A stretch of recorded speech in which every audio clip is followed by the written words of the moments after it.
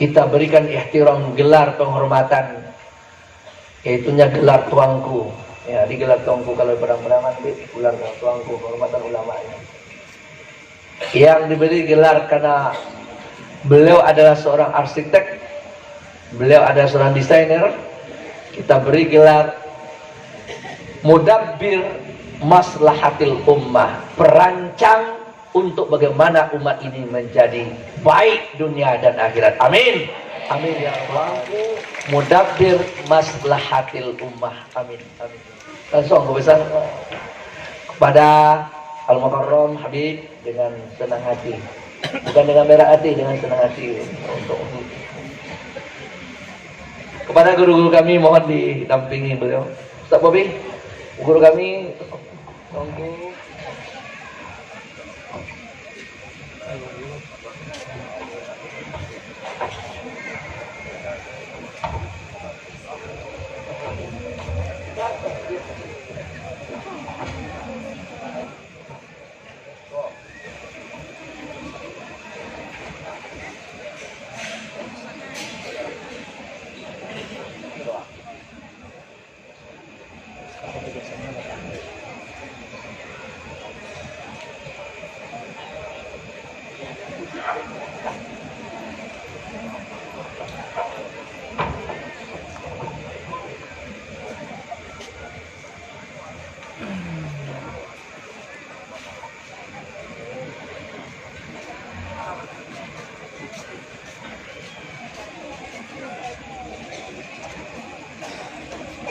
الذي هدانا بعبده المختار من دعانا إليه بالإذن وقد نادانا لبيك يا من دلنا وحدانا. اللهم صل وسلم على سيدنا محمد نورك الساري ومددك الجاري واجمعنا به في كل أطوار وعلى آله وصحبه نور.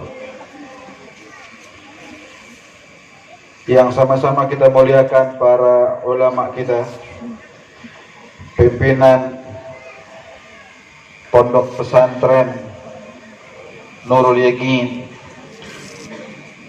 beserta seluruh jajaran para asatidzah, guru-guru yang dimuliakan Allah Subhanahu wa taala. Kita minta agar di malam ini Allah Subhanahu wa taala menjadikan kita manusia yang paling beruntung di sisi Allah Subhanahu wa taala. Bagaimana tidak, kita berkumpul saat ini untuk Allah, untuk mengingat Nabi Muhammad sallallahu alaihi wa ala alihi wasallam, mengenang apa yang dibawa oleh Rasulullah sallallahu alaihi wa ala alihi wasallam. Malam yang disebutkan dalam sebuah riwayat bahwa Allah Subhanahu wa taala di setiap malam, di sepertiga malam terakhir, terdengar atas makhluk-makhluk Allah dipertanyakan kebutuhan mereka, hal min mustaghfir, hal min taib, siapa yang mau istighfar, yang ingin minta ampun pada Allah Subhanahu wa taala. Siapa yang ingin bertaubat kepada Allah Subhanahu wa taala? Siapa yang punya hajat yang ingin dipanjatkan kepada Allah Subhanahu wa taala? Setiap sepertiga malam terakhir diumumkan oleh Allah Subhanahu wa taala, kecuali di malam Jumat yang kita sekarang berada di malam tersebut. Disebutkan di malam Jumat, panggilan itu dimulai dari terbenamnya matahari di waktu maghrib, mulai seruan dari Allah Subhanahu wa taala, hal min mustaghfir, hal min talib hajah, hal min taib. Allah semenjak maghrib tadi menanyakan hal tersebut kepada kita semua. Kalau kita pikirkan, siapa dari kita yang tidak pernah berbuat dosa kepada Allah Subhanahu wa taala? Siapa dari kita yang hari ini terbebas dari dosa? Kan Al-Habib Ali bin Muhammad bin Hussein Al-Habsyi, penulis Maulid Simtud Durar, beliau meninggal 100-an tahun yang lalu. Beliau pernah dalam sebuah majelis beliau tanya murid-murid beliau, coba tunjuk tangan Siapa yang hari ini tidak menggunakan matanya untuk maksiat kepada Allah? Siapa yang hari ini tidak menggunakan lisannya untuk maksiat kepada Allah? Terdiam seluruh yang hadir di majelis tersebut. Dan kita pun apa bedanya dengan mereka? Kita pun punya begitu banyak dosa kepada Allah Subhanahu wa ta'ala. Dan saat ini Allah memanggil kita semua. Hal min mustaghfir? Apa yang kita miliki ketika kita hidup di muka bumi ini? Segalanya milik Allah Subhanahu wa ta'ala. Segalanya punya Allah. Segalanya hanya Allah yang menggerakkan untuk memberikan kita nikmat dari segala sebab yang ada di muka bumi ini.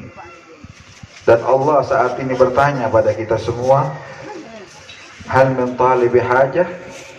Adakah yang punya hajat untuk diminta pada Allah? Dan orang-orang terbaik dari orang-orang yang berbuat salah adalah mereka yang ingin kembali kepada Allah. Mereka yang ingin taubat kepada Allah Subhanahu wa ta'ala. Dan saat ini Allah pun bertanya pada kita, hal min taib? Adakah yang ingin kembali kepada Allah Subhanahu wa ta'ala? Para hadirin yang dimuliakan Allah, inilah saat-saat kita untuk merenung kepada Allah Subhanahu wa ta'ala. Allah selalu membentangkan kepada kita nikmat yang begitu agung, nikmat yang begitu besar. Allah selalu menantikan kedatangan kita kepada Allah Subhanahu wa ta'ala. Pernah dalam sebuah peperangan, selesai perang, ada di antara para sahabat Rasulullah menemukan sesosok bayi. Maka diangkat bayi tersebut, diumumkan, milik siapa bayi ini, siapa orang tua dari bayi ini. Ketika diteriakkan pengumuman tersebut, berlari seorang ibu, langsung memeluk anak itu. Ternyata dia adalah ibu daripada bayi tersebut. Menangis sang ibu. Dan hal ini disaksikan oleh Rasulullah dan para sahabat Nabi Muhammad. Mereka pun menangis dengan keadaan tersebut. Apa kata Nabi Muhammad? Nabi mengatakan, tahukah kalian, kalau kalian saat ini takjub dan terpengaruh atas kegembiraan ibu tadi terhadap bayinya yang dia temukan, bayi yang kembali di pelukan dia, ketahuilah bahwa Allah Subhanahu wa ta'ala memiliki kegembiraan yang lebih dari ibu tadi atas kembalinya si bayi. Allah memiliki lebih daripada kegembiraan dari ibu tadi ketika seorang hambanya kembali pada Allah Subhanahu wa ta'ala. Kalaulah saat ini kita mengenang-enangkan tangan kita kepada Allah dan kita katakan, ya Allah, kami yang penuh dosa ini, yang mana Allah yang mengumpulkan kita di tempat ini. Dikatakan bitaufiqihi saral muti'u yuti'uhu wa khalafa bil khudlan kullu mufariki. Dengan taufik dari Allah, setiap manusia yang taat bisa menunjukkan ketaatannya kepada Allah Subhanahu wa ta'ala. Saat ini kita duduk di tempat ini menunjukkan ketaatan pada Allah, karena Allah yang ingin kita berbuat demikian.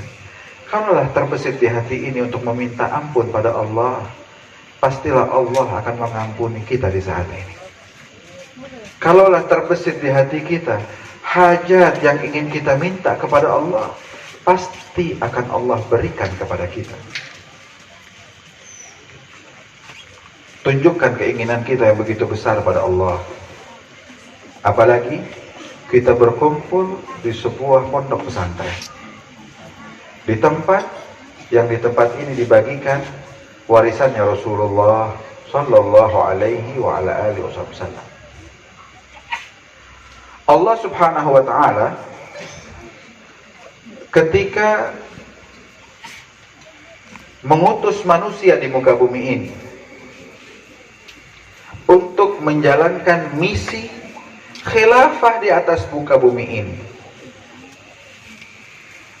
Fahami kalimat khilafah, jangan terkecoh dengan pengertian lain. Khilafah yang Allah inginkan adalah manusia sebagai makhluk terdepan untuk menjaga kesinambungan kehidupan di muka bumi ini. Allah ketika bilang sama malaikat, inni ja'ilun fil ardi khalifah. Saya mau menciptakan makhluk, ingin saya taruh di muka bumi ini sebagai khalifah. Agar kita tahu apa sih maksudnya khalifah yang diinginkan Allah. Malaikat dalam lanjutan ayat tadi terlihat seperti protes pada Allah. Seperti tidak setuju atas apa yang ditentukan Allah. Mereka katakan, ataj'alu fiha man yufsidu fiha wa yasfikud dima. Ya Allah, apakah makhluk yang baru akan ditaruh di situ yang kamu ingin menjadikan khalifah di muka bumi, nantinya hanya akan menghancurkan bumi tersebut? Bahkan mereka rela menumpahkan darah di antara mereka. Lantas malaikat Allah menunjukkan kesiapan mereka untuk menjaga muka bumi ini. Wa nahnu nusabbihu bihamdika wa nuqaddisu lak. Sedangkan kami, ya Allah, tunduk dan patuh padamu, selalu mengagungkan dirimu, tidak pernah berbuat apa yang kita takutkan terhadap makhluk baru yang akan kau tempatkan. Kenapa demikian? Karena sebelumnya bangsa jin yang tinggal di muka bumi ini menghancurkan bumi. Peperangan terjadi di antara mereka. Kehancuran terjadi di muka bumi ini karena mereka. Sehingga malaikat memunculkan usulan demikian kepada Allah Subhanahu wa ta'ala. Sampai Allah katakan, saya tahu apa yang kalian nggak tahu.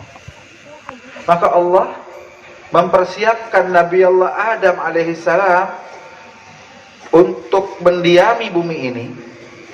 Sebagaimana Allah sebutkan dalam ayat yang lain, wa ma khalaqtul jinna wal insa illa liya'budun.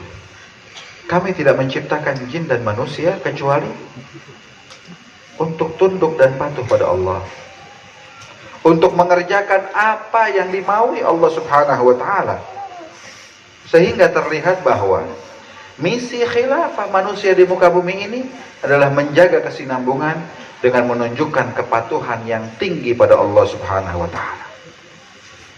Apa yang dibutuhkan untuk menjalani misi tersebut? Allah ceritakan dalam Al-Quran, wa 'allama Adamal asma kullaha. Yang dibutuhkan untuk menjalani misi tersebut tiada lain adalah ilmu. Karena ilmu adalah sesuatu yang paling penting untuk menjalani misi tersebut, makanya Nabi Allah Adam diajari ilmu. Dalam konteks ini Allah mengajarkan pada Nabi Allah Adam al-asma, ilmu yang berkaitan dengan kata benda. Seluruh kata benda yang digunakan di muka bumi ini dibentangkan oleh Allah Subhanahu wa ta'ala, diajarkan Nabi Allah Adam untuk mengenal semua jenis kata benda di muka bumi ini.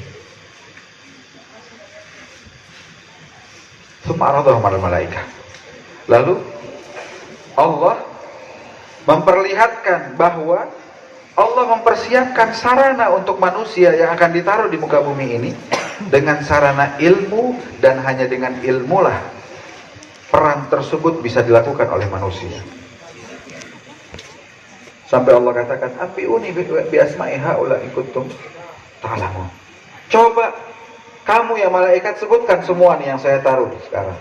Semua benda Allah letakkan di hadapan para malaikat. Sebutkan kalau kamu benar-benar tahu.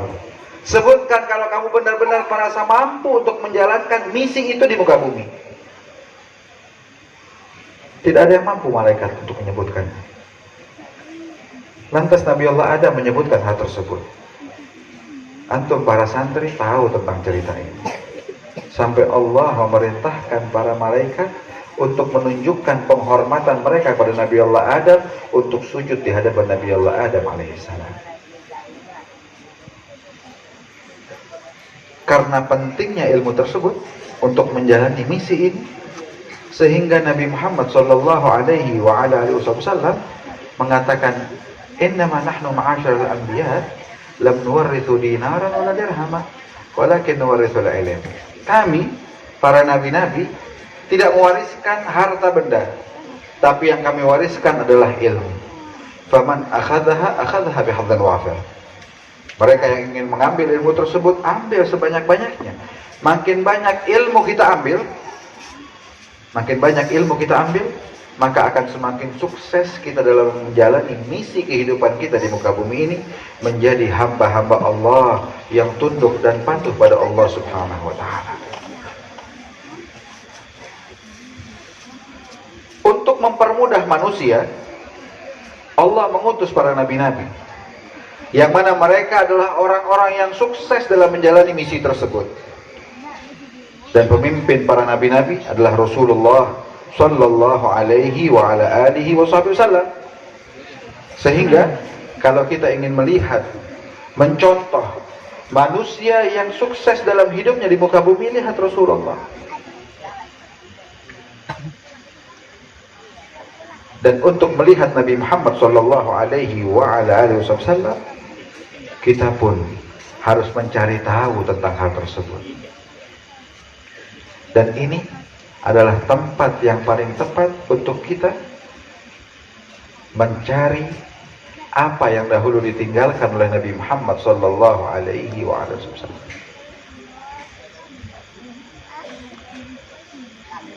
Ada sedikit ilustrasi buat para santri dan juga para hadirin. Kalau ada orang meninggal, dia meninggalkan seorang anak laki-laki dan juga seorang pembantu di rumahnya. Tidak punya sanak famili lain lagi, cuman anaknya satu laki-laki dan pembantu. Saya mau tanya, kira-kira yang dapat warisan yang mana? Anaknya dengan pembantu, anaknya saja, atau pembantu saja? Anaknya saja. Kenapa anaknya? Kenapa pembantu nggak dapat warisan? Hah? Orang lainnya nggak ada hubungan keluarga dengan yang meninggal. Nggak mungkin pembantunya dapat, anak bukan, keponakan bukan, saudara bukan. Gitu. Kenapa si anak mendapatkan warisan? Karena dia punya hubungan. Semakin dekat hubungannya, maka semakin banyak warisan yang dia ambil.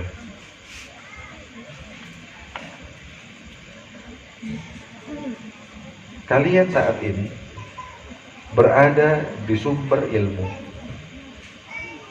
Kalau mau tahu siapa sih dari kita yang paling dekat dengan Rasulullah? Kita yang hadir nih. Siapa dari kita yang paling dekat dengan Nabi Muhammad?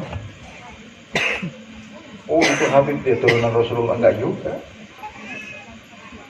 Ya. Yang paling dekat dengan Nabi Muhammad adalah yang paling banyak dapat warisannya Rasulullah. Yang paling banyak mendapatkan warisan dari Nabi Muhammad sallallahu alaihi wasallam. Maka ambil warisan tersebut. Ini warisan nggak terbatas. Ambil sepuas-puasnya. Sehingga kalau kita melihat orang-orang terdahulu dalam menuntut ilmu, dalam mengambil ilmu, tidak terbayang di pikiran kita. Kan Syekh Masyayikhna Al-Habib Muhammad Al-Haddar bin Abdullah Al-Haddar, guru daripada guru kami Al-Habib Umar, dan juga mertua beliau, ketika belajar di kota Tarim, di pesantren di Rubat Tarim sana, beliau belajar hanya 4 tahun diam di Rubat Tarim, hanya 4 tahun. Tapi keluar jadi ulama besar. Tahu bagaimana waktu dia belajar? Itu beliau kalau lagi belajar, kalau sudah datang malas untuk murajaah, untuk mengulang-ulang ilmu, beliau naik ke sutuh, naik ke loteng gitu. Terus beliau duduk di sisi tembok, di pinggir daripada bangunan. Dia bilang sama dirinya, ya Muhammad, ayo belajar sekarang. Kalau kamu ngantuk, tidur, jatuh, pilihannya satu di antara dua. Kalau jatuh ke kanan, jauh, mati. Jatuh ke kiri, ya enak, deket. Sehingga nggak ada tidur beliau. Tidak ada lagi yang namanya malas dalam menuntut ilmu. Keluar jadi ulama. Di antaranya Syekh Masyayikhna juga, pemilik Rubat di Syahr, di Hadramut sana. Beliau ketika belajar, ya, ini teman-teman beliau yang ada di saat tersebut menuliskan kisah-kisah ini. Dikatakan dari mulai beliau datang Beliau bawa tempat kasur sendiri. Antum lihat kasur yang diduduki para ulama kita. Beliau bawa sendiri dari kampung. Ketika datang ke tempat pesantren dia, ketika itu guru beliau sedang mengadakan pengajian, sudah lagi belajar. Maka dia taruh itu kasur di kamar tempat beliau akan ditempatkan, di kamar itu ditaruh. Lantas beliau ikut pelajaran. Maka beliau belajar hari demi hari, ya tahun demi tahun, sampai 4 tahun beliau belajar. Ketika ingin pulang, beliau baru sadar, ya Allah, ternyata kasurnya masih tergulung, lupa untuk dibuka. 4 tahun beliau belajar, dan ini bukan dongeng, terjadi. Beliau baru ingat, ya Allah, kasur lupa dibuka. Gak pernah tertidur. Tidur mereka hanya hafawat, ketiduran sedikit langsung bangun, dan begitu seterusnya. Di antara mereka di kota Tarim, di Hadramaut, ada di sini beberapa guru-guru juga pernah sempat belajar di Al-Ahqaf. Ya, tadi Anda ketemu beberapa orang. Itu di sana di kota Tarim, di pekuburan Zambang, ada dikenal satu kuburan dikatakan ini Sahibul Amaim. Beliau ini Sahibul Amaim, orang yang punya imamah, pakai imamah. Kenapa digelari Sahibul Amaim? Waktu beliau belajar, ya, itu beliau kalau lagi murajaah di malam hari pakai biasa lampu minyak, ya, lampu minyak begitu. Beliau pakai imamah dengan begitu besar, bukan dengan niat apa-apa, bukan dengan niat wow kayak ulama besar nih pakai imamah. Enggak. Kenapa beliau pakai itu? Beliau katakan pada dirinya, kalau kamu tertidur lagi belajar, itu api akan membakar imamah. Dan terjadi. Terkadang satu malam beliau gonta-ganti imamah karena terbakar, karena beliau ketiduran. Itu sampai 10 sampai 15 imamah beliau ganti. Sampai dikenal sebagai Sahibul Amaim. Tapi dengan mujahadah yang begitu kuat, beliau benar-benar jadi manusia yang sukses dalam hidup di muka bumi ini. Mereka berhasil mengambil warisan Nabi Muhammad sallallahu alaihi wasallam. Lantas, apa yang terjadi ketika orang-orang bisa mengambil warisan tersebut? Ketika warisan ini bisa dia wariskan dalam dirinya, maka dia pun menjadi bagian dari umat Nabi Muhammad SAW yang bisa mengingatkan manusia di masa tersebut tentang Rasulullah Sallallahu Alaihi Wasallam. Mereka hidupnya benar-benar menunjukkan ubudiyah yang besar kepada Allah. Di sisi lain mereka pun menjadi cerminan.